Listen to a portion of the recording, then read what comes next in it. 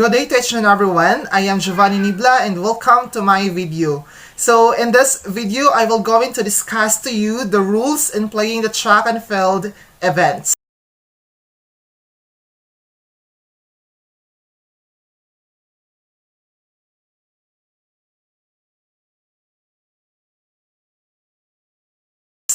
So most of the rules and etiquette around the track and field events are very simple. This includes don't interfere with the other competitors. Second, wait for the starter's gun to go off before running.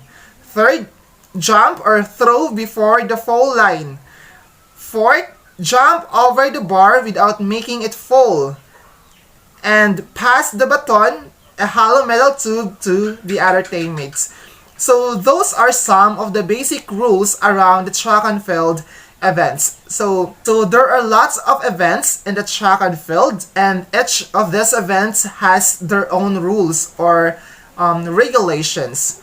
So at this moment, we will be going to discuss their respective rules. So let us start with the throwing rules. So here, under the throwing rules, we have the discus, the shot put, the hammer, and also the javelin. So the discus, shot put, and the hammer are thrown from the throwing circle, and the javelin is thrown from the runway. So during the act of throwing, if the competing athlete steps out of the runway or the throwing circle, that throw will be regarded as a failed attempt. The athlete's throw must fall within the marked landing area to count as valid throw. This should not leave the runway or circle until your throw has touched the ground. So that is the throwing rules. The second is the jumping rules. So let us start with the long jump event. So the rules in the long jump is when the athletes are partaking in the long jump, the jumps are measured from the take-off line to the break in the landing area that any part of the body touches. The jump will be considered a failed attempt if the take-off from the outside or the take-off board. It will not count if the athlete executes the jump and touches the ground beyond the take-off line. Lastly, the jump will not count if during landing the athlete touches outside of the landing area, which is closer to the takeoff line instead of the closest break made in the sand. So those are the rules in long jump event. And next is the high jump event. So the rules in the high jump event is when the athletes partake in high jump, they must take off with 1 foot, only with 1 foot. A failed attempt of the high jump takes place when the athlete touches the crossbar and it does not remain on the supports. So that is the rules in the high jump event. Next is the distant running rules. Alright, so these are the rules in the distant running events. So distance runners will begin the race in an upright position, and their hands are not allowed to touch the ground. The command to start for the races is on your marks. And once the runner are at the mark and the gun is fired, they may officially begin the race. During the Olympics, distance races do not have lane assignments, so athletes may break their position from the start. During distance races, when there are 12 athletes in a race, they may be split into 2 staggered groups. From the beginning, around 65% of them will be in the regular start line, and the other runners will have a separate start line, which is across the track's outer half. So that is the rules and the running events, or in the distant running event. The second rule is the middle distance running rules. So in the middle distance races that are either 800 meters or longer, the runners have no starting blocks. Middle distance runners will begin the race in an upright position and their hands are not allowed to touch the ground.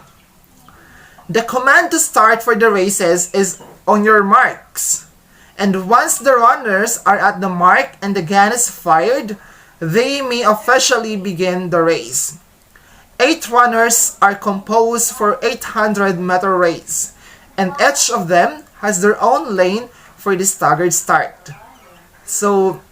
And also, all runners must stay in their assigned lanes throughout the first run and may break their position after. For the 1,500 meters and steeplechase, a group start is used since they have up to 12 runners. Runners do not have any lane assignments for the 1,500 meters race and steeplechase. So those are the rules in middle distance running. The next one is the rules and sprint and hurdle events. So sprint and hurdle rules. So here, in sprint and hurdles, all relays, sprints, and hurdles use starting blocks to start the events.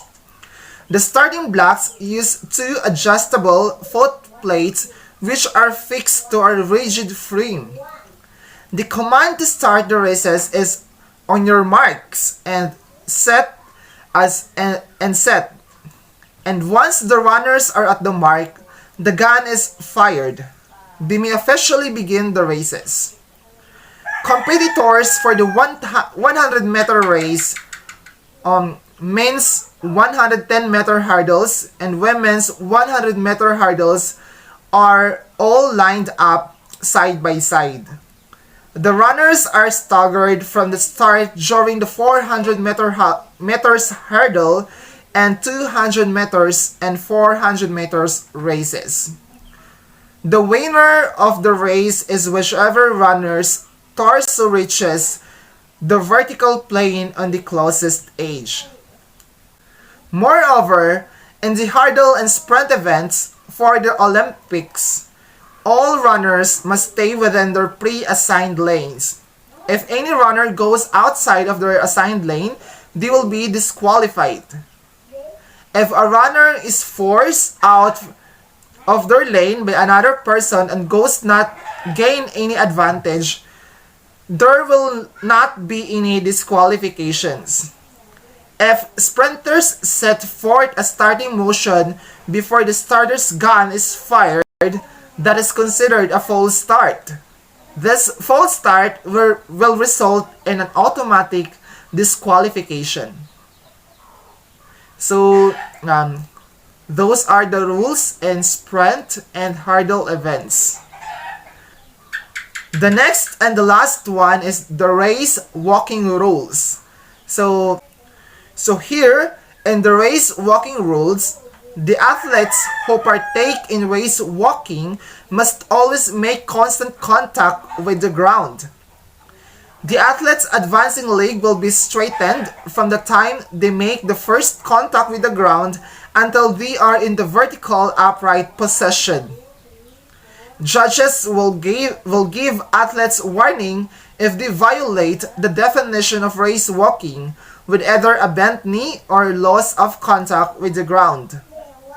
If an athlete receives 3 warnings from the 3 different judges, then they will be disqualified.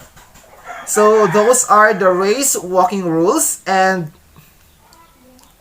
to sum it up, the track and field events has a different rules, but they also have a general rules for all the game. And it is very important to remember these rules when we play the track and field, any track and field events, because this may help us to go farther with the competition.